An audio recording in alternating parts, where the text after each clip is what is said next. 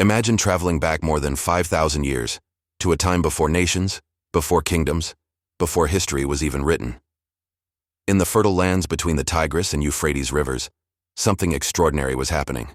Humanity was taking its very first steps into organized society, and here, in Mesopotamia, the Sumerians built what we now call the first great civilization. The Sumerians were not just another group of farmers or villagers. They created the foundations upon which nearly every aspect of modern society still rests. They built the first known cities in history: Uruk, Ur, Eridu, Lagash. These were not small settlements, but bustling centers with thousands of people, complex trade systems, monumental temples, and even the earliest form of government. It was here that the first form of writing was invented: cuneiform. With sharp reeds pressed into clay tablets, the Sumerians documented trade, laws, stories, and prayers. This single invention transformed humanity forever, turning fleeting memory into permanent record and allowing knowledge to pass across generations. Without cuneiform, history itself would not exist as we know it. But the Sumerians gave us more than writing. They developed advanced mathematics and astronomy, charting the stars to track time and seasons. They engineered vast irrigation systems to tame the rivers and feed their cities. They built the first legal and administrative systems to govern society. Even the idea of schools and scribes, education as an institution, can be traced back to them. To understand the Sumerians is to look into the roots of our own world. When we speak of civilization, of cities, laws, trade, science, and literature, we are speaking of something that began here, in Sumer. This was the true dawn of human history. To truly understand the Sumerians, we must step into the world of their gods and legends. For the Sumerians, life was not just about survival and trade.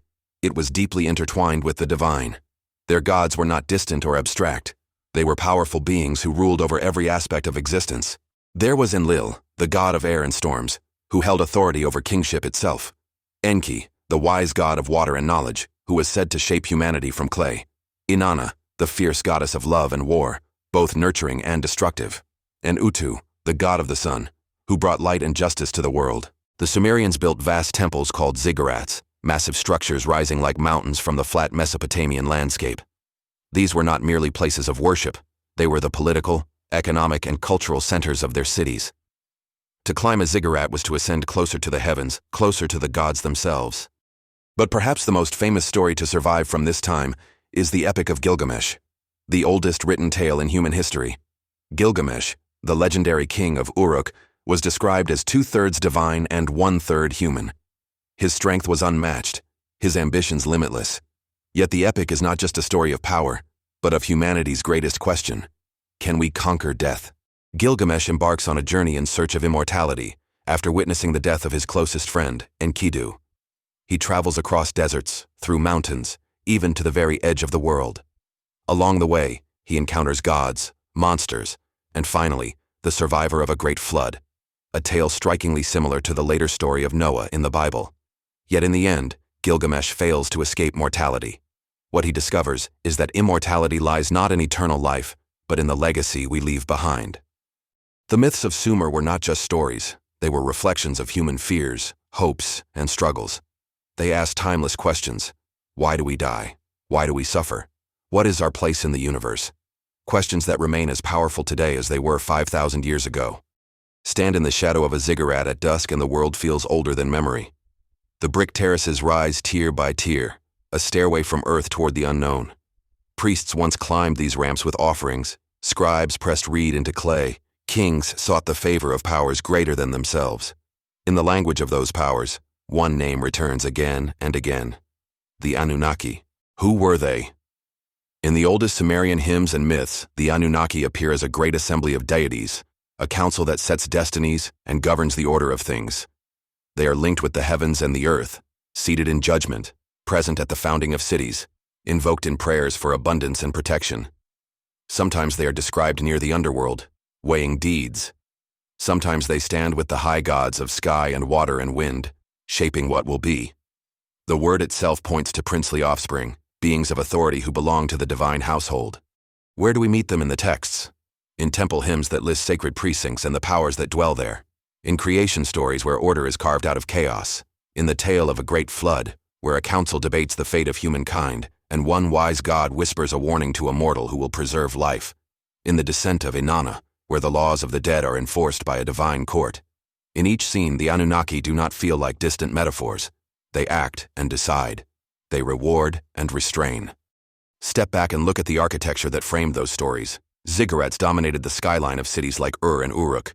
The temple was the storehouse and the archive, the bank and the observatory, the heart of science and ritual fused. Calendars were kept there. Taxes were counted there. Grain was measured there. Scribes learned there. When you hear that the Anunnaki preside over destinies, imagine also magistrates, astronomers, and administrators at work under sacred banners. The cosmos and the city mirrored each other. Now the hard question. Were the Anunnaki only gods of myth, instruments of a priestly order, or memories of teachers not of this world? To approach it honestly, we have to hold several lenses at once. The first lens is historical and political. In early city life, religion and governance were inseparable. A temple economy needed legitimacy that felt larger than the next harvest. Myths do that work. They set a frame that says, this is how the world is, and this is who may rule. Read the Anunnaki in that light, and you see a theology of order. A council of higher authority sanctifies law, calendar, and kingship. The story stabilizes the system. Grain flows, labor is organized, borders are guarded, and the tale of sacred duty makes it bearable. From this angle, the Anunnaki are the grammar of power. The second lens is symbolic and philosophical. The Sumerians watched the sky with patient attention. They tracked the wandering lights, marked seasons, predicted floods, and bound all of it into numbers with base 60 mathematics. Personified forces appear naturally when you live under a dome of patterns that decide whether your fields live or die. Call the relentless wind Enlil. Call the deep waters Enki. Call the bright path of the day Utu. Call the gathered powers that make fate the Anunnaki. In this reading, the gods are not puppets of priests, but language for reality itself. When the texts say the Anunnaki decreed destinies, they might be saying that reality pushes back on human desire, that there are structures older than us and we must learn to move with them rather than against them. The third lens is the most controversial and the most alluring. It asks whether the Anunnaki could be memories of contact with advanced visitors. Why do some feel this idea fits? Because the earliest tablets arrive already carrying complex knowledge. Because there are traditions of culture bringers, sages who emerge from the waters to teach writing, geometry, agriculture, laws. Because king lists speak of extraordinary spans of time before the flood, as if counting with a different clock. Because certain seals are read by some as diagrams of the heavens too precise to be coincidence. Because myths across far lands share the shape of teachers descending, marrying heaven and earth, promising knowledge and sometimes punishment. Each of those points has sober replies. Complexity can emerge from long unwritten practice. Sages can be the memory of generations of collective innovation wrapped into a single figure. Long reigns can be symbolic numerology rather than literal years, a kind of sacred arithmetic that encodes rank rather than duration. Seals can symbolize gods, not planets, and precision can be the mind searching for patterns that are not there. The mainstream view holds to these replies, and it is wise to understand them well. But do not let either side steal your capacity for wonder or your appetite for evidence. The honest stance is clear curiosity with disciplined skepticism. If there was contact, we should expect traces that fit the physics of real cultures. Technologies leave signatures in materials. Power leaves signatures in administration and warfare. Ideas leave signatures in language. When you look for the Anunnaki on clay tablets, you mostly see liturgy, cosmology, law, and epic. You see a people assembling a world with words. That does not settle the question. It simply places the weight of what we have. There is another way to frame the riddle. What if the Anunnaki are the name a young civilization gave to the experience of being taught by time? Imagine the first cities as vast experiments. Irrigation fails and then succeeds. Law emerges from conflict and is corrected by experience. Astronomical tables sharpen across generations. A society watches itself learn and gives that learning a face. The teachers are not strangers from the sky. They are the future speaking backwards through patient work. In that reading, the Anunnaki are the voice of accumulated insight, made personal so that it can be revered, remembered, and transmitted. Yet the myths keep a sharper edge. They do not only celebrate order, they warn. The flood narrative tells of limits crossed and resets imposed.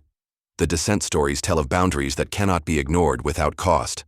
The counsel that decrees destinies is not always gentle. A civilization that hears those warnings is one that knows growth without wisdom is a kind of doom. Whether you read the Anunnaki as gods, as symbols, or as visitors, the teaching converges. Power must answer to measure. Knowledge must answer to ethics. Desire must answer to limits. There is also the human layer. Temples administered ration lists for workers. Scribes copied and recopied tablets in schools where mistakes are still visible in the clay. Women and men brought offerings and sought judgments. Kings boasted of walls and victories and occasionally of mercy.